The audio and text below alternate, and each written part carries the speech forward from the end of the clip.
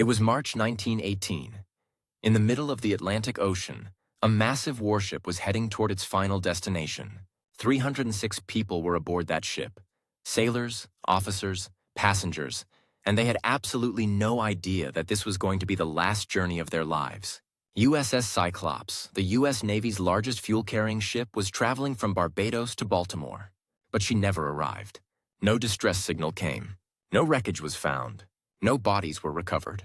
306 people vanished as if they never existed in the first place. And today, 106 years later, no government in the world, no scientist, no investigator has a single answer about what actually happened that night. This is the biggest unsolved mystery in U.S. Navy's peacetime history. And the interesting part? All of this happened in an area that's now infamous as the Bermuda Triangle. That place where ships and planes disappear as if someone pulled them into another dimension.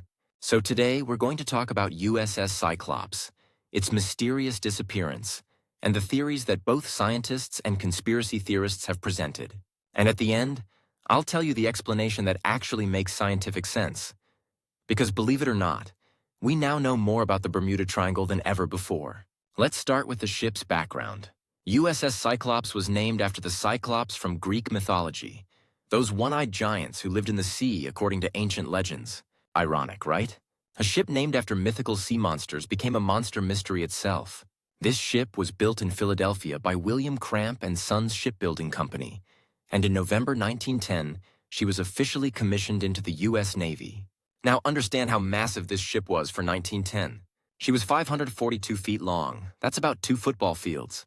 Her weight was around 19,360 tons when fully loaded. Basically, she was a floating city of her time. She had 2 steam turbine engines, a maximum speed of 15 knots, and her primary duty was carrying coal for other Navy ships. Back in those days, coal was the main fuel for ships, so USS Cyclops was basically a giant floating gas station that supplied fuel to other warships.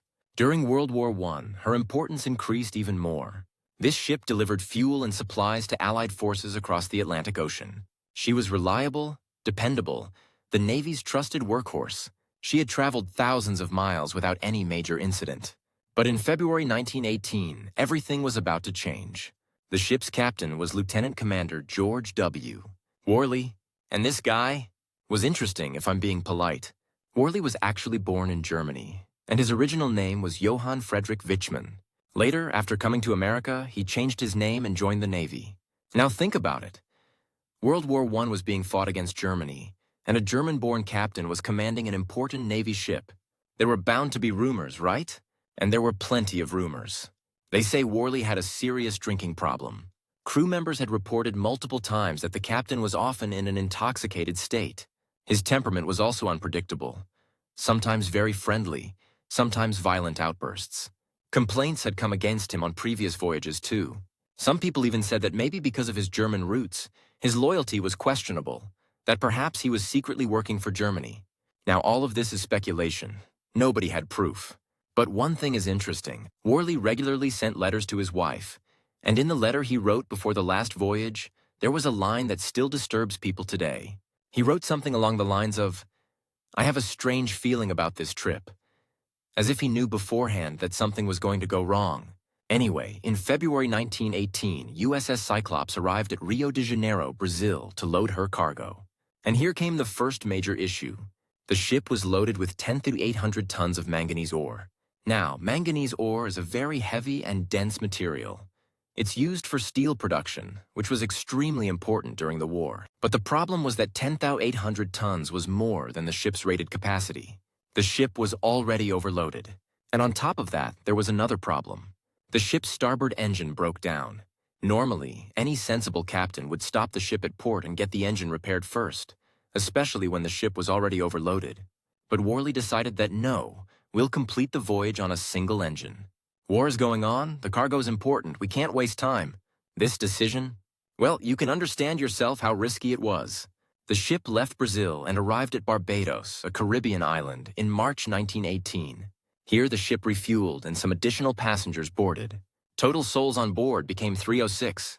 These included 221 crew members, 57 passengers, mostly Navy personnel, and some important officials, including U.S. Consul General Alfred Gottschalk. At Barbados, some people noticed that Captain Worley was unusually quiet, almost looking haunted. Some crew members requested to leave the ship because they were getting a bad feeling. Some workers had seen cracks in the ship's hull, but all these concerns were ignored. March 4, 1918, 10 a.m. USS Cyclops left Barbados port. A simple routine message was sent to naval headquarters. Weather fair. All well. These were the last words the world heard from USS Cyclops. After that, complete silence. The ship was supposed to reach Baltimore by March 13th. March 13th came. The ship didn't arrive. March 14th, no sign. March 15th, concerns started growing. On March 16th, a search operation was officially launched. The U.S. Navy started a massive search operation. Destroyers, cruisers, ships, seaplanes, airships, everything was deployed. The entire suspected route through the Caribbean and Atlantic Ocean was covered. Sonar technology was used. Depth soundings were done. Aerial surveys were conducted. Result? Absolutely nothing. No wreckage was found. No lifeboat was found. No body was found. No debris was found. No oil slick was seen. Nothing at all.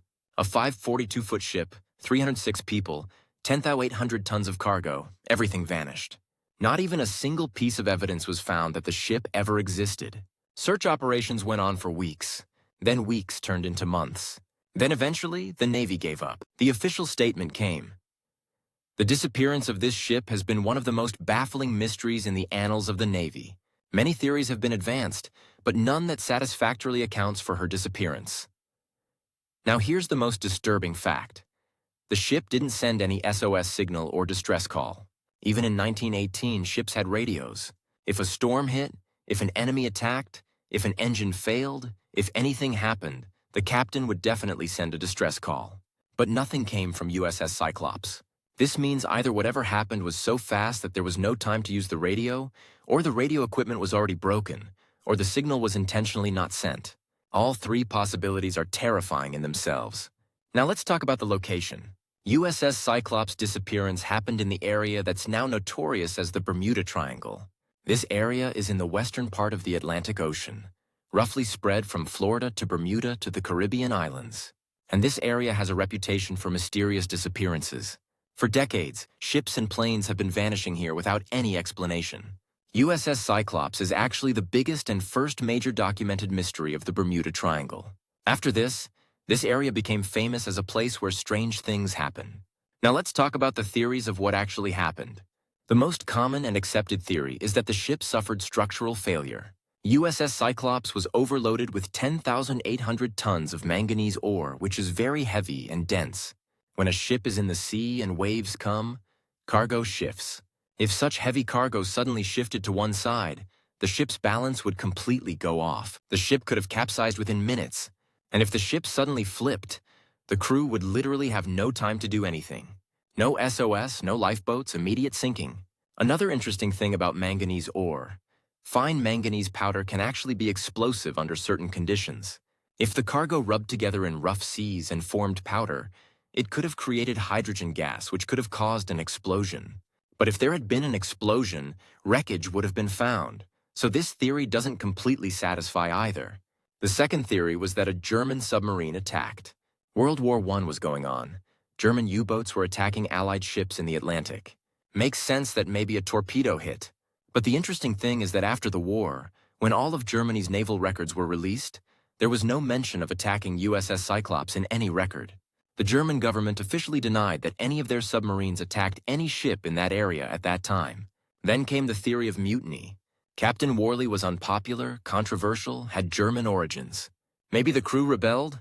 Maybe some German-origin sailors tried to take the ship to Germany? But the problem is that there were 306 people on the ship. Why wasn't there any evidence of such a large mutiny? And even if there was a mutiny, where did the ship go? Where did the people go? Why weren't bodies found? Some people also present supernatural theories because the Bermuda Triangle is involved. Alien abduction, time warps, portals to other dimensions, underwater civilizations, magnetic anomalies.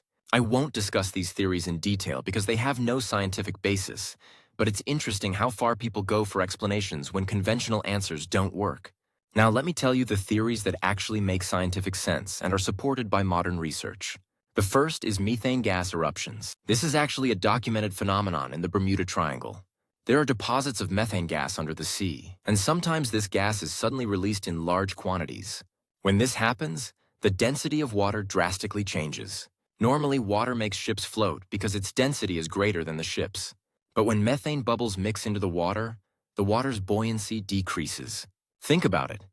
If suddenly the water stopped holding your ship, the ship would literally sink in seconds as if the floor was pulled out from under it.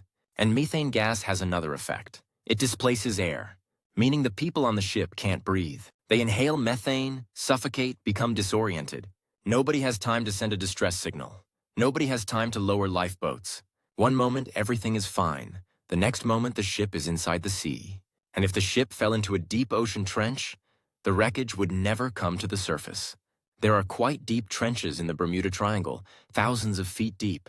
If the ship sank there, even sonar couldn't easily detect it, especially with 1918 technology. This theory also explains the airplane disappearances that happen in the Bermuda Triangle. The methane that's released also goes up into the atmosphere. If a plane passed through that area when methane was being released, the pilot's instruments would get confused. The pilot himself would inhale methane and become disoriented, and eventually the plane would crash into the sea. The second scientific theory is about rogue waves. This is a very interesting phenomenon. Rogue waves are waves that suddenly appear, much larger than normal waves. They can be up to 100 feet high. Earlier, scientists didn't believe these were real. They thought they were just sailors' tales. But modern research has confirmed that rogue waves are real and do occur in the Atlantic Ocean. Now imagine, it's 1918, there's no radar, no satellite imagery. The ship is sailing, weather seems fine, and suddenly an 80-100-foot wave appears. The ship is already overloaded, one engine isn't working. The captain has no time to react. The wave hits the ship capsizes, sinks within minutes. No time for SOS, no time for lifeboats. In rough seas, whatever debris there was would scatter, would sink, would never be found. Both these theories, methane eruption and rogue waves, are actually scientifically plausible and explain why no distress signal came, why no wreckage was found, why no survivor remained. Now let me tell you a creepy coincidence. USS Cyclops had two sister ships, same design, same size, same purpose. Their names were USS Proteus and USS Nereus. And guess what? In 1941, both ships vanished without a trace. Same general area, same mysterious circumstances. 3 identical ships, all 3 vanish without a trace, all 3 with hundreds of people. After this, the Navy seriously considered that maybe there was some fundamental flaw in the ship design itself that causes catastrophic failure under certain conditions. Maybe a combination of heavy cargo, specific sea conditions, and design weakness. Modern search efforts have also been made to find USS Cyclops. In the 2000s, multiple expeditions were conducted using advanced sonar and underwater exploration technology. The Caribbean and Atlantic Ocean floor was scanned, but nothing concrete has been found yet. The depth of the sea, shifting sands, 100+ years of time, even if there is wreckage, it's probably now buried in sand, scattered by currents, covered by marine life, made unrecognizable by corrosion. Technology is continuously advancing. Who knows? Maybe one day some expedition will finally find USS Cyclops. Then finally the families of those 306 people will get closure. Families that are still waiting today. Because behind the numbers are real humans. 306 families lost their loved ones. Alfred Gottschalk, who was a respected diplomat. Young sailors who were 18, 20 years old on their first voyage. Engineers who were probably trying to save the ship until the last moment. Many crew members had sent letters home from Barbados. Those letters reached the families, but the ones who wrote them never came home. The story of USS Cyclops teaches us a lot about maritime safety. After this, cargo loading protocols changed. Emergency communication requirements became stricter. Ship inspection procedures improved. Lessons were learned from the tragedy. But ultimately, this case is unsolved. We can give theories, present scientific explanations, but no one can confirm exactly what happened that night in March 1918. Where did those 306 people go? What were their last moments like? Did they see the disaster coming? Did anyone try to survive? Did they feel pain? Did they feel fear? The answers to these questions are hidden in the depths of the Atlantic Ocean, and perhaps they'll stay there forever. The sea is very powerful, very unforgiving. No matter how advanced we become, we are small before nature. The mystery of USS Cyclops reminds us that there are some things that are beyond human understanding. The Bermuda Triangle is still the same today. Ships and planes still pass through that area. Most get through safely, but sometimes some people don't make it through. And what happens to them, nobody knows. USS Cyclops still missing.